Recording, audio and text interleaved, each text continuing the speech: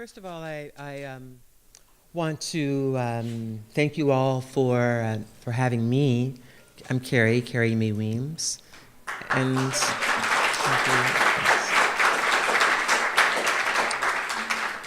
and I don't know anything about music other than what I love. I think that music has saved my life on more than one occasion. It's anchored my life. It's anchored my very being. It's anchored my soul. I can't imagine life without it. I go into my studio when I need to be fulfilled, when I need to be pushed forward. The push always comes from the sound that is in my space. All the great artists that have guided me, that shepherd me, that embrace me, that give me a context and a background in which to live. I'm sure that probably many of you have been in the same place. I can remember, like starting as a young woman, as a young artist, trying to figure out my way, desperate and scared, trying to figure out what my mark might be, what that might look like, how I might make, what I might develop, how that might be developed, all that. That I think many of us have gone through, and certainly students are still going through, and I know that I'm still going through as well in some ways. I suppose in this way I'm always going to be a student. For instance, I was someplace the other day, this really sort of wonderful event, and Jason Moran was playing music that sent me into a tailspin. Think about it often. Jason, thank you. VJ, thank you. Glorious Jerry Allen, thank you. I had wanted to meet Jerry for a long time, and I didn't know, like the first time I did something with music, like I had like no money, right? And, but I was listening to all this music. Music was really important. I start every day with music. I end most nights with music, and I'm always looking at stuff, reading stuff, thinking about stuff. And so I decided that I really wanted to do like a concert. So the first concert I thought that I should do, I think I did maybe when I was about 17, actually with a pianist in the Bay Area. I lived in the Bay Area. I grew up in San Francisco. Then later on down the road, when I become really familiar with the World Saxophone Quartet, I was very close to all of them, to David and to Blewett, all of them, still very close to Blewett, who adored Jerry Allen, who adored her and thought that the way in which she approached music, the way in which she approached the playing of the piano was something that he always looked forward to, and was one of the reasons that he always wanted to bring her a little closer to him in terms of that making. How she made was really important. So there was a World Saxophone Quartet, and I was listening to them and loving them, and Come Sunday has always been one of my favorite pieces in the world. I listened to that a lot. And then, and then I was listening to the Persuasion simultaneously. So I would sort of drive around crying, trying to figure out what I was going to do, listening to this like great music, and then it just so happened that in the same week in the Bay Area, both of them performed at this sort of very interesting club, So I went to see like the World Saxophone Quartet one night, and the next night I went to see the Persuasions, and I thought, oh, would that be slamming to bring these brothers together? That would be smoking. But I didn't have any money. And the only person that I knew who did have some money was the Coke dealer in my neighborhood. And so I called him up, and I asked him if I could borrow $20,000 to put on this concert with the World Saxophone Quartet and the Persuasions. And I said, listen, I know that you won't make any money, but I can guarantee you that I'm going to give you your money back. And he said, CARRIE, you are out of your mind. So that didn't happen that year, but it happened a year later. And it was really quite an amazing moment in my life. And then I had, of course, the good fortune of working with Jerry and with Jason at a small venue in New York long ago. with VJ and Jason and Jerry doing a series of concerts around a project that I brought together called Past Tense. Jerry has been in my life in some ways for a really long time, and I had sort of forgotten about how long she'd been in my life, but it's been about 18 years, maybe more like 20 or so when I first met her, and then we decided along the way somehow to do some work together. Esperanza and Terry are going to start. We haven't rehearsed anything together. We're just here working and thinking about our sister and going through a kind of journey, looking at Jerry and looking at Jerry in relationship in a context, looking at the ways in which she sort of thought about certain kinds of ideas, what she thought about women, what she thought about motherhood, what she thought about being a woman, what she thought about social action, etc. And so we're just going to go through some music and a few video projections, and I'm going to read certain things live and certain things might be on the screen. And so, my sisters.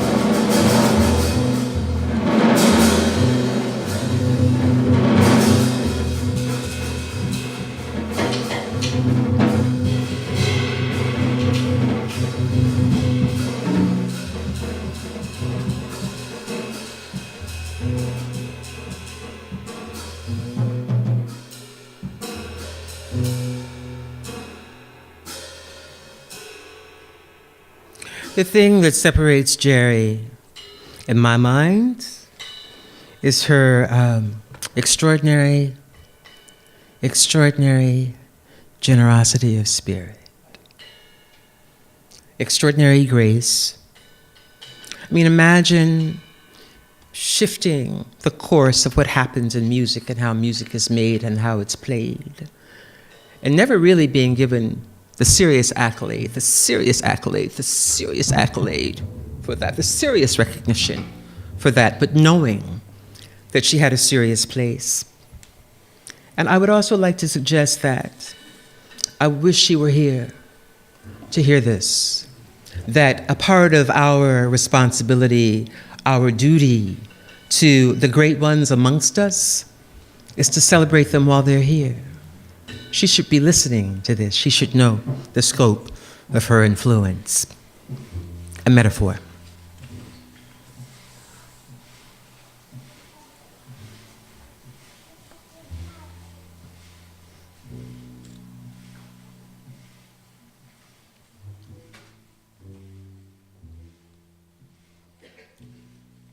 It is a metaphor. 2005, 6, 7.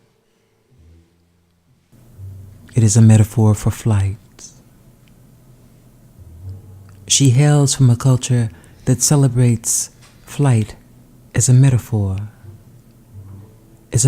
for freedom.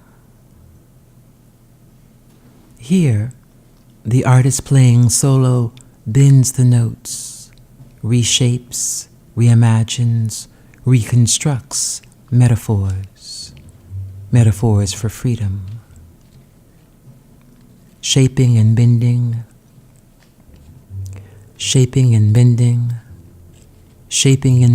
metaphors, shaping and bending, reimagining, reconstructing metaphors for flight, metaphors for freedom.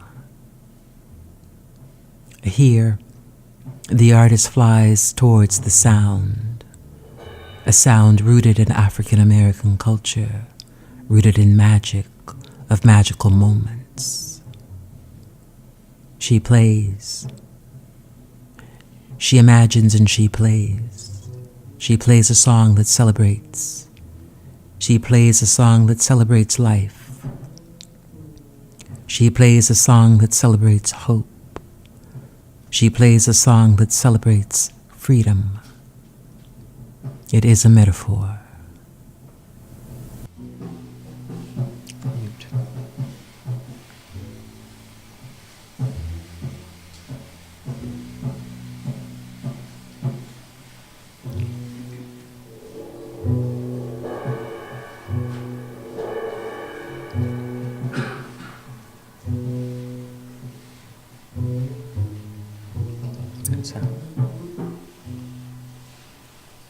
Sound.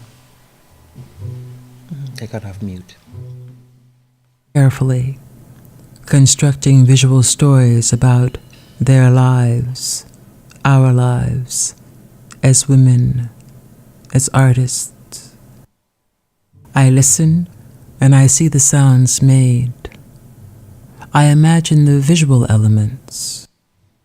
It's an open territory, one with many doors, some leading to paths that dissipate, to women here and there who, on the journey, lost their way home, or who became exhausted from the effort, or who failed to understand the true price of the ticket and the related consequences, or who mismeasured themselves, others, in the situation at hand, or who have been refused and denied, mistreated, or who have been driven, certainly mad. At times, it's a story that is cruel enough to curl the blood.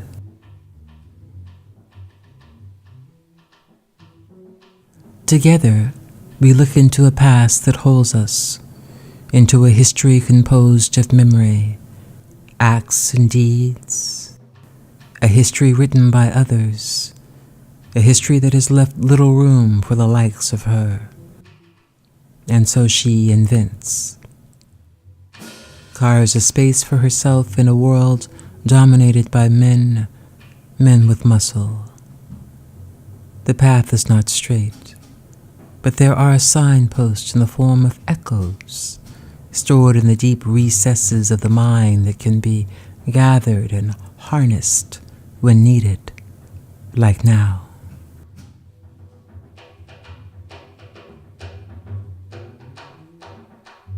The artist flies toward sound, sometimes in group, sometimes like now, tonight, in this place, solo.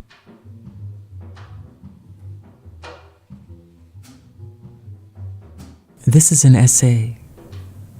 This is an essay on influence, on musical influence, on the influences of Hancock, Tyner, Taylor, on the changing same, on the men and the women, and the artists who have preceded us, who have widened the path and who have made us, you, me, and us together possible.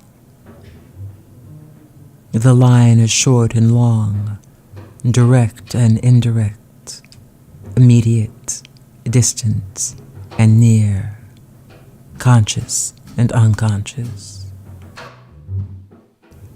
When you focus, you can see it clearly. Your historical memory, your cultural memory, reinforcing, reinscribing what you know, what you believe, what you imagine, what you want, what you need, what you missed, what you said, what you did, what you heard.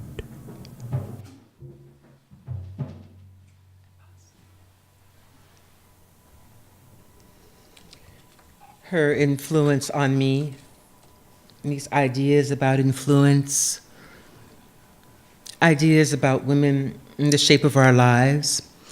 And we're going to go now, let's get out of this. We're just going to go to that one that we were holding down here. No, just go down here. There you go. Let's open up that full thing. And we'll also mute that as well.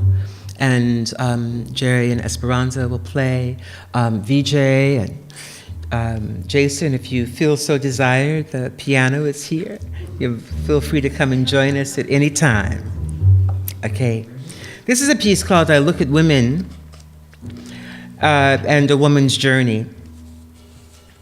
And these are some of the first images, actually, that Jerry saw that we started sort of thinking about and talking about in relationship to ourselves and our lives as artists and as women artists who were interested in working, but also encased in traditions as well that we needed to negotiate. This one's called A Woman's Journey. And I'll start.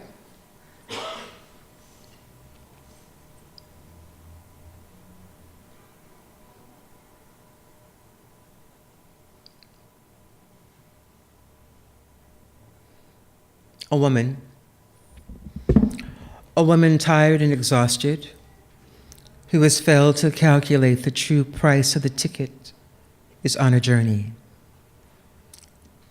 Where she's going, we do not know. But we do know that necessity, that the truth of necessity and truth have eluded her, and that she has placed limits on love.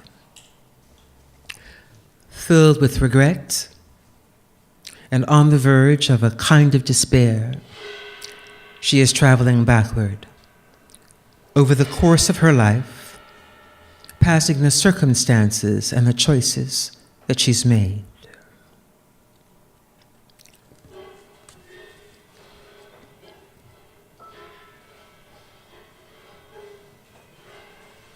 A woman stands in the thaw of winter, reflecting, considering, imagining, contemplating the past and imagining the future. With one step, she could be in the future in an instant or in the past, or in the moment and the now. So she looks back over the choices that she's made. Once, self-satisfied, she had placed her hands and her head behind her head and smiled into space. And now she runs from her own reflection. But daylight is no camouflage. It has no hiding place. And so she's a woman. She's a woman on a journey back to herself, perhaps to reclaim herself, to reclaim some small purpose, some sense of meaning in her life. This woman could be your daughter, your sister, your mother, your wife, your lover, perhaps me, you, or even us together. Traditional and solid rooted in the patriarch, and having few tools left in the toolbox, she must still invent another way of being. The old ways are now useless. The old ways are useless. The old ways are useless. This woman is on a journey. Her destination is not immediately known, but to get there, she must move outside of the time and space and across the landscape of memory. She must re-examine, reflect. Once, she had bought dreams in smoke-filled bottles. Now, she wanted her money back, and the illusions were all gone, but not the hope. And having learned the rules of love and play from her father and hardened by time and circumstance, she did not trust and could not really be trusted. She had played at love, desired its comfort and needed to need it, but her fear of love was huge, ruling every action and shaping every choice. Faithfulness was an attitude, loyalty perhaps a disposition, love a point of departure. And this too she had learned from her father, whom she'd loved but did not trust. To survive, to prevail in the act of love was the end game. And sometimes she used sex to toy, to tease, to control. And now, this woman knows that after all that she's given and after all she's been through and all that she's placed on the table, she knew that she deserved more and that more than she had given and that she was coming up lacking and coming up short. There were other rules to live by and she knew that. But she had used emotion and play to manipulate emotions, not for pleasure but because she needed to be needed. And so she had flaunted and pandered too. So this woman was on a journey back to herself, to reclaim herself, to reclaim her own purpose, some small meaning in her life.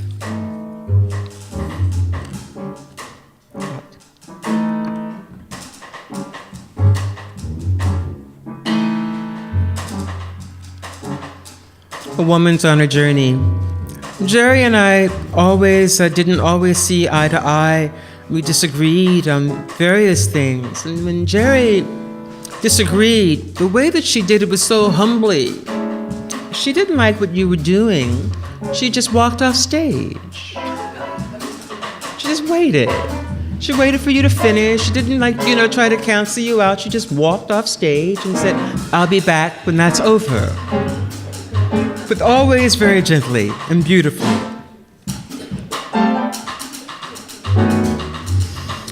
One of the things that is important to me about Jerry, not only, were we, as women sort of dealing with these ideas about what it means to be a woman, but we were also dealing with what it meant to be black women and black women of black children. The last project that Jerry and I really worked on together that was really important to me was Grace Notes Reflections for Now, in which we look at all of the assassinations, all of the murders, all of these sort of things that had happened around our young people, our young boys, and trying to understand what was happening, trying to critique what was happening, and making something out of that which had happened, presenting that work. So she worked along with James Newton, with Craig Harris, wonderful 25-piece orchestra, and myself, along with Alicia Moran, Issa Davis, Amani Azuri, who were also a part of our team, along with Carl Hancock Rux. So we're going to go to another piece now. We're just going to kind of shift a little bit away from these sort of earlier pieces to sort of think about the work that Jerry and I were really starting to make. So we want to go to a piece. It's called Remember. And we're sort of looking at this very important idea. The question that I asked Jerry, and the question that I asked my friends, and the question that I asked my pastor, and the question that I asked my mother was, what is grace? And Jerry brought that understanding to us in the music that she made. We were again thinking about young men, some young women as well, who had their lives taken. We were thinking about the Emmanuel 9. Our first performance was at Spoleto in Charleston, thinking about the Emmanuel 9 and what that meant, that massacre, that senseless violence meant. And we examined ideas around the history of violence. And I asked Jerry to bring ideas about her music to the piece. And she played beautifully with that one performance. This text reads, this is Imagine. Imagine. Again, we're talking about, in this case, young boys and the death of so many of our young boys, even as we think about this awful tragedy that happened just 2 days ago, the senseless violence. Imagine that you're out for an evening stroll. Can we start morning? It's right there. There you go. Let's bring that up to scale. And hold it just 1 second, and I'll touch you when it's ready to go. We didn't rehearse. We're just doing improv. Okay, and we go. Imagine that you're out for an evening stroll by yourself or with a friend, or with your child, with your girlfriend, with your wife, with your husband. From the corner of your eye, you see a police car speeding by, with its red strobes flashing. For reasons unknown, imagine that the speeding car comes to a full stop in front of you, for reasons unknown. And the officer inside gets out, and for reasons unknown, and for no apparent reason, demands to see your ID. You've heard the news. And because recent circumstances have taught you a thing or two about the limits of these fatal encounters, your fingers are crossed. Fearing the impossibility of becoming yet another statistic, you wholeheartedly comply. But as you reach into your pocket for the requested ID, a nervous officer, for reasons unknown, imagines that you are reaching not for your ID, but for an imagined gun that is imagined to be perhaps in your jacket pocket. And for no apparent reason, a shot is fired, and boom, you go down. Imagine that you're out for an evening stroll, chatting on the cell phone, kicking it with your friend, passing the time as you make your way simply home. And for reasons unknown, you're stopped by the neighborhood vigilante, a self-appointed do-gooder of justice, who imagines that you look to be out of place and therefore questions your very presence. For reasons contested and unknown, A struggle ensues, and a shot is fired, and boom, a bullet is fired, and it enters you. For reasons unknown, imagine living under this constant pressure and this relentless violence, these thwarted suspicions, where time and time again your encounter with those who are meant to serve ends in your death. Imagine that your child is always and constantly living under a constant state of pressure. Imagine that for reasons unknown that they are always stopped and always charged and always convicted. Imagine Trayvon Martin and Michael Brown, only boys, or Eric Garner, Sandra Bland. Imagine the grief of their mothers, the suffering of their fathers, and the vengeful hearts of their sisters. Imagine this, and then think about it.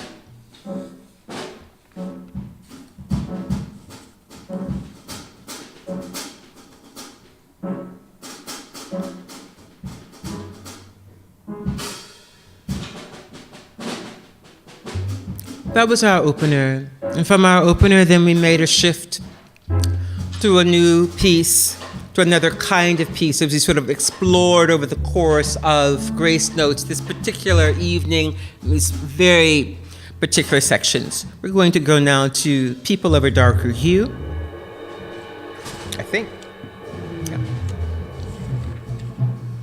Yes.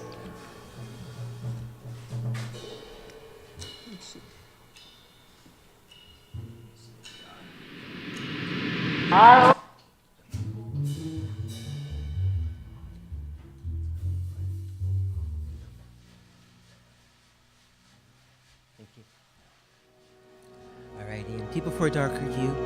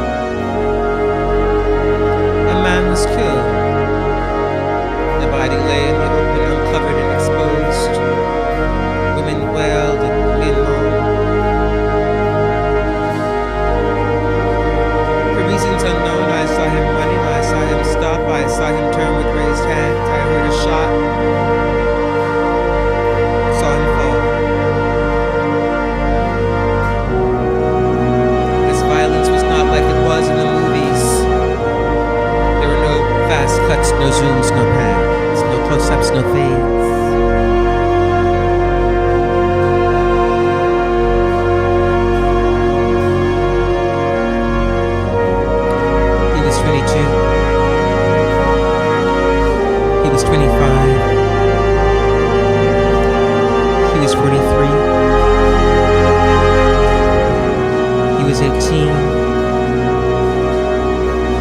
A father, a brother, an uncle, a boy, a cousin, a friend.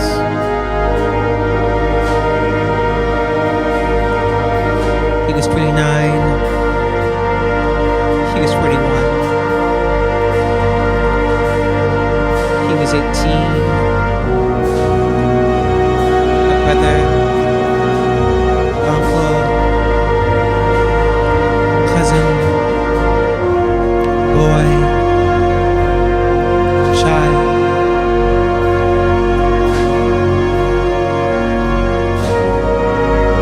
She was 25.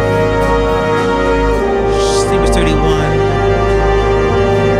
She was 28. She was 34. She was 37.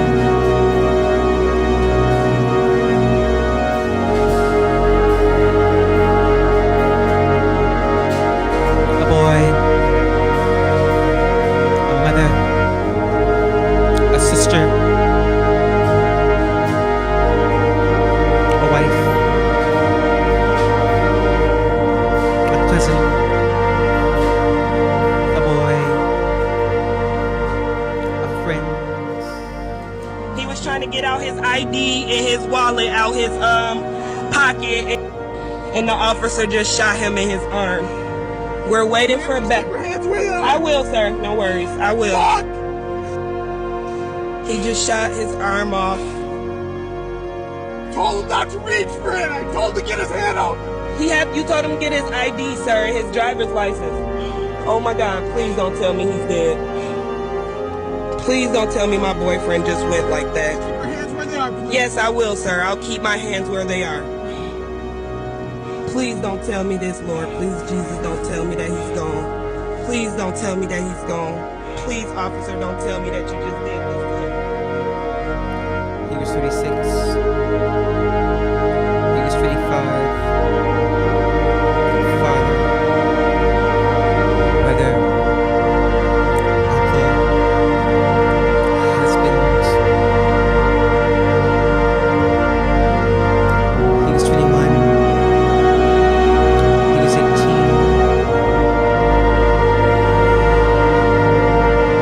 She was 22. Mother,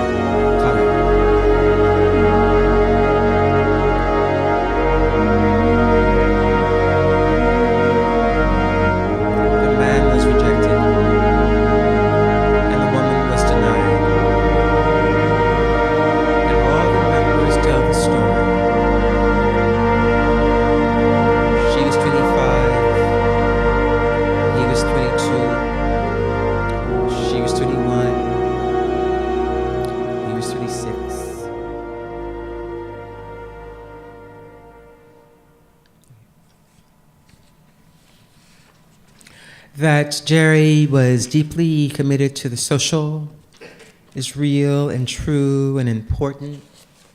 She cared about what was going on with our youth. She cared about what was going on in our community. And when I asked her to join me in Grace Notes, she immediately said yes. And it was really a very important collaboration. We're going to end with a piece that I think may be perfect for this as we consider life.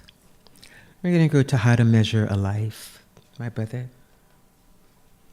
It's so great standing here by my side, making sure my shit gets played. Thank you. You guys okay over there, Esperanza, Terry? Thank you, Jason. So happy to be here even on this occasion. It's hard. You know, I was very angry with Jerry because I didn't know that she was sick. And I was calling and calling and calling and calling. And I didn't have a chance to say goodbye. And it just broke my heart. It really broke my heart. And then I just got angry, you know, because I think that that's another way of dealing with grief. And I miss her. How to Measure a Life. Let's start that.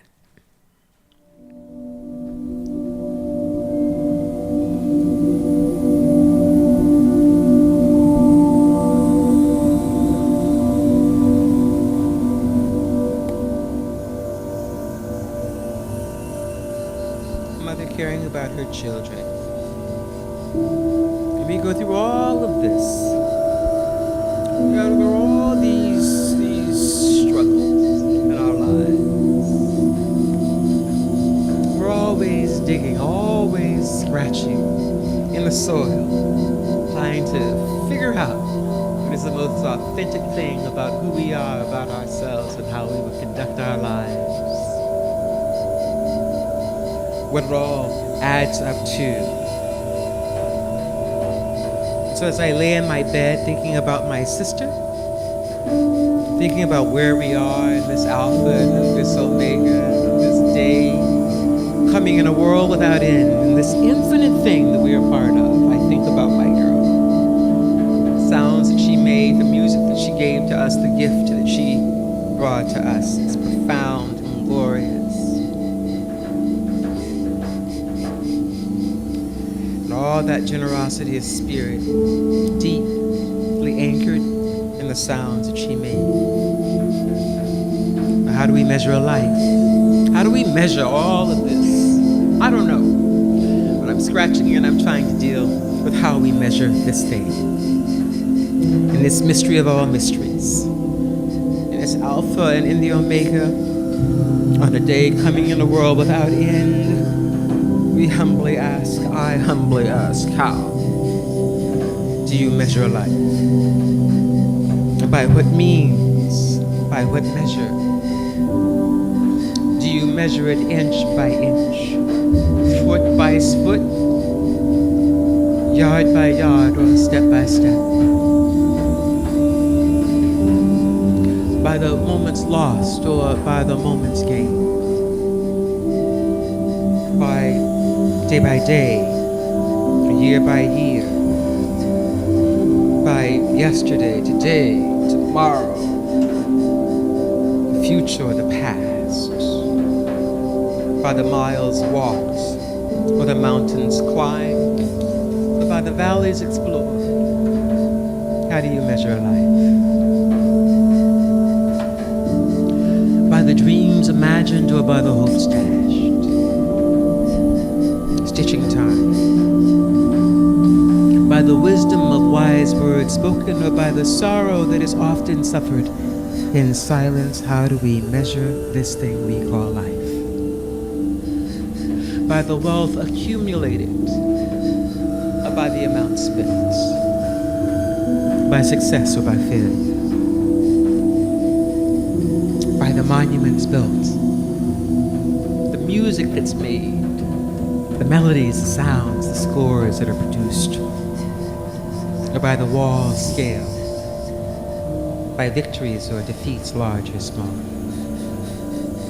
by the forgotten or over the remembered, by all the near misses and the sheer exhaustion, or by one's abilities to simply to endure. Do we measure it by race, by class, by beauty, by your lover's love or your hater's hate, by pushing against the wind, against the tide, against family, against tradition? How? By the suffering of your friends and your enemies alike? By the beginning or by the end? By the way we confront life or by the way we confront death? By the number of friends that gather during a lifetime? Or by the remaining few who go as far as they can with you, shedding copious tears when they lay your body down? Jerry, how? By the journey taken, or by the road traveled, or by the effort, the will, the drive, the effort, the will, the drive, and the sheer determination to endure? Or at the end, do we simply measure it by the kindness that is offered, by grace and by beauty?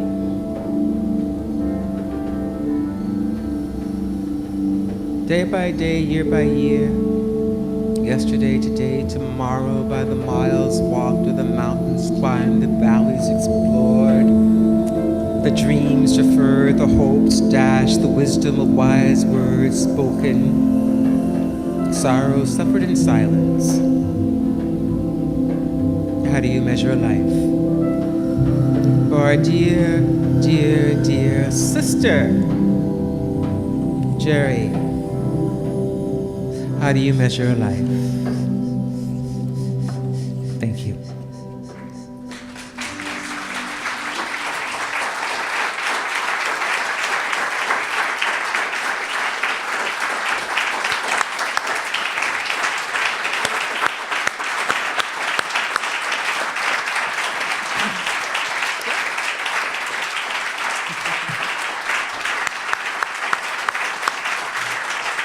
Thank you all. I think that maybe we might want to take some questions.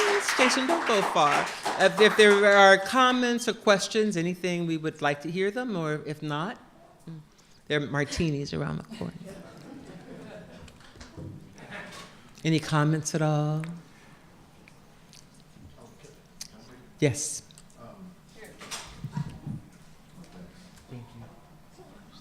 I really want to thank you for documenting Jerry with this film you made however many years ago. To see that footage of her in this way, because I think sometimes for musicians we're encapsulated by what we generally do on stage. And for us, it personified, I think, what she meant in her everyday life, more like her in her private space. And to have an artist imagine what that private space was and to have an image of that was breathtaking, because very few of us get this opportunity to share in a way. And I know that meant a lot to Jerry too, to have you as a collaborator. And maybe, I don't know if we're going to ask you about that scene or... Oh, how that was made. Yeah. Well, you know, and Terry and Esperanza also may have things that they want to add as well. But, you know, again, you know, I've always... you know, I'm hoping to work with, you know, Terry soon, and of course I've worked with you in the past doing Lonnie, Lincoln, and Me, and you know, Jerry was really the first, I think, really the first musician that I worked with in this very particular kind of way, and she had started working on her film Flying Towards the Sound, and I had spoken with a few people, including Aura, who is here, who, you know, Jerry's lifelong friend, and of course, great manager. But they were bonded. These are sisters, and I'd spoken with Aura as well, and you know, and so I just brought her into this world. I mean, I sort of think of, you know, women being in these sort of cool spaces. these sort of troubled spaces, these sort of places in winter, these sort of places to sort of navigate and to think about and to stand and look towards, a winter that leads to something. And so I thought that I would use that as, as sort of like the anchor for beginning to build this work around Geri. And there are many, many scenes, actually. Maybe there are 6 or 7 or 8 or 9. And it's on, I think it's or we developed a DVD CD project so that you could see all of the images. So I made all of these videos in relationship to Geri's music. And it was wonderful. It was really wonderful. And so, and she was so generous, so wonderful. I'm sorry? You did? I mean, and I really don't get a chance to see it that much, but there are portions of it. It's called Refractions, and it has maybe nine pieces, I think, on it, and each piece is accompanied by some texture, and because I'm like a girl who's sort of always dealing with sort of like the economy of means. It's very important to like find a really kind of embracing space, and then to find like a space for a number of women and people to surround her, to be around her, to have her children be around her, to have them sitting at the piano next to her while she's making her. I mean, it's really a beautiful piece. Not all of them are successful. I fail. We fall down. I do fail. But there are moments that I think are really wonderful, and it was very important to sort of do this, I think, with her. So, well, thank you very much. And Terry or Esperanza? Yes. For anybody in here who might be identify not as a musician, identify as something else. Okay, Annika. Seeing these works with you, speaking and with the sound, just reminds me that one of the many qualities and traits that Geri embodied was doing things without permission, without an archetype and a reference. Mm-hmm. Mm-hmm. So many of us who come from the sonic world spend a lot of time emulating other sonic creators, mm-hmm. and often don't think about translating our vision, our experience into other mediums. Mm-hmm. Mm-hmm. So there really wasn't a paradigm for what you and Geri did, coming from a musician's mm-hmm. perspective. Mm-hmm. And so many movements in Geri's grand saga, mm-hmm. I think really embody that spirit. Mm-hmm. And this was a, at first, shy woman, mm-hmm. So it didn't even mm-hmm. come from a place of like, I know I have a right to do it. Mm-hmm. It was, I have to do it. Mm-hmm. Mm-hmm. So I don't need permission to do it. Mm-hmm. And here it is for you. Now the space is available. Mm-hmm. So whatever your medium is, there is a guide for charging forth without permission and using whatever medium available to tell your story. And I was just feeling what you put word to, Jason, that it's such a blessing to have multiple dimensions of expression mm-hmm. to interact with Geri on, because not everybody can, process fully her language mm-hmm. on the instrument. And that mm-hmm. feels like talking about responsibility. One of our many responsibilities as we carry this music forward, to find the ways to translate it and make space in the sound and in the language and in the storytelling for other kinds of individuals who may not be schooled in the language of quote unquote mm-hmm. J in other letters, mm-hmm. Mm-hmm, mm-hmm, mm-hmm. And that she was open to allowing other people to be on her platform. I mean, that's the important shit, right? She was like open to allowing other people to just tap dance on her platform. Wow. Do you know what I mean? And truly, with people like Maurice, these are sort of ways in which she would sort of orchestrate collaborations, but always just so cool and so respectful. But this woman, Geri, worked until the bitter end. This sister was about the work.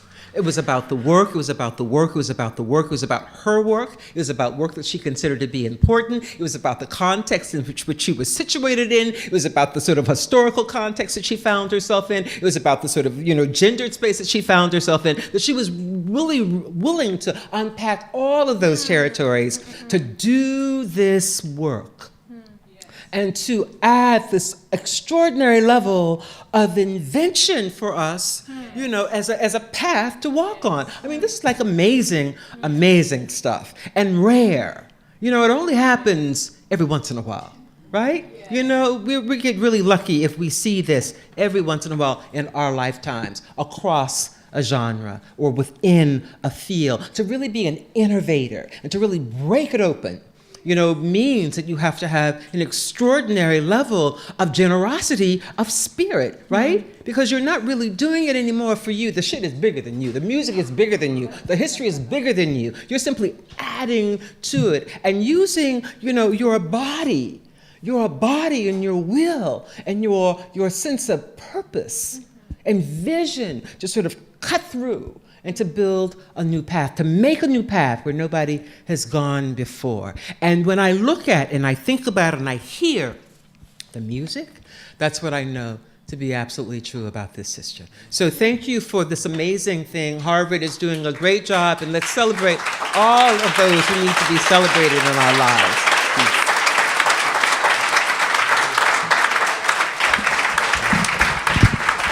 Carrie Mae Weems, Terry Lynn Carrington, Esperanza Spalding, Jason Moran.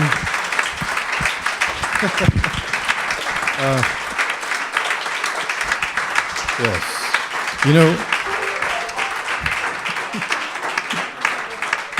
Before we all part for the afternoon, I want to just zoom out for about 5 seconds and just say something about what just happened here. Because, the initial idea was we're going to have a panel discussion about interdisciplinary collaboration. And we did, right? And knowledge was produced. And this is the arts in the academy in a way that matters. And I want to thank you all for making that intervention. It wasn't even the plan, but it was better than the plan, is what I'm saying. So thank you.